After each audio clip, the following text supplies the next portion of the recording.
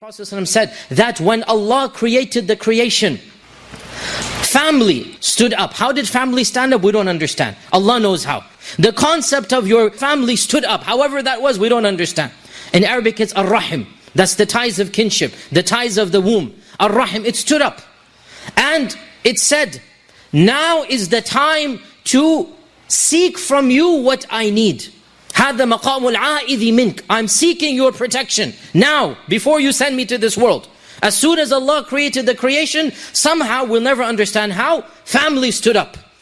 And family said, before you send me to this earth, I need to ask you one thing. So Allah said, what do you want?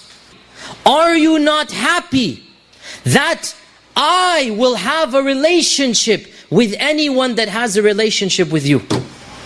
And I will cut off from any who cuts off from you. So Allah is asking a rhetorical question, what more do you want? I've given you all of this. And so the family was satisfied. Ar-Rahim was satisfied. In another hadith Qudsi, the Prophet ﷺ said that Allah has said, Ana Ar-Rahman, I am Ar-Rahman.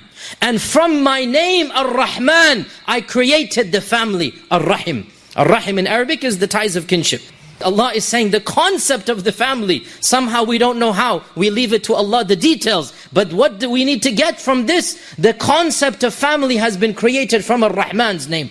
When we examine our family relationships, every family has its politics. Wallahi, we think that maybe only our family has such bad politics or this and that. No, this is the reality. Every single family has its politics. Every family has people who do this, who do that. And by the way, me and you are no angels either. Let's be real here. If they do something, yes, we will also do something. If they say something, we will also say something. This is the reality of families. There's a beautiful story. One of the sons of Hassan had an argument with one of the sons of Hussein. They're both great-grandsons of the Prophet ﷺ. The Ahl al-Bayt, they're cousins.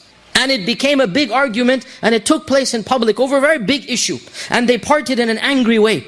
This one of the cousins went home, and he could not sleep that night. And late at night, he left his house, and he went knocking on his cousin's door. And he opened the door in the middle of the night. What do you want? Everything all right? You're coming in the middle of the night. You know what this great-grandson of the Prophet ﷺ said?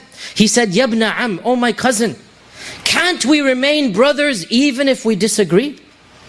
Just because we had a fight, can't we still be brothers in Islam? Okay, we don't agree about everything, but still, can't we remain brothers for the sake of Islam? And when he said this, his cousin's heart melted, and they hugged each other, and they made up from each other. This is the reality of families. It's give and take. One Sahabi came to the Prophet and said, O Messenger of Allah, my family, I have some family members. I'm good to them, they're rude to me. I gift them, they curse me. I'm always doing this, they're doing that. And the Prophet ﷺ said, if what you say is true, then it is as if you are sending hot wind in their direction. You're irritating them. And Allah Azza wa Jal has sent an angel to protect you from what they're trying to give back to you. I.e., the gist of it is, you have the upper hand. And what you're doing, Allah will protect you. And your actions are harming them rather than their actions harming you. And our Prophet ﷺ said, Man ahabba an yunsa'a lahu fi umurihi. Whoever wishes that his life be prolonged, وَيُبْسَطَ لَهُ فِي رِزْقِهِ, and that his money be increased, فَلْيَصِلْ رَحِمَهُ. Let him be good to his family.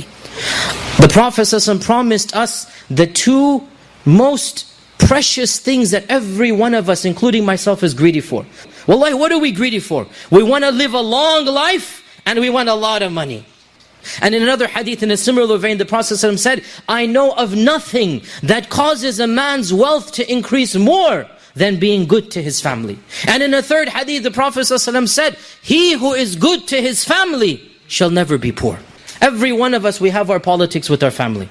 But always be the one on the upper hand. Always be the one whom the Sahabi said, they do this to me, but I am the better of the two. And no doubt, perhaps some of them you will take longer to reconcile with. This is a sunnah of Allah. But the niyyah should be there. That, Bismillah, I'll make a little bit of an attempt. I'll send a little gift. I'll smile. I'll be polite. Maybe they'll be harsh. Maybe they'll send a curse. Control your tongue. And if you don't do it because of them, do it for Allah. Do it for Allah and do it for your own money and your own life.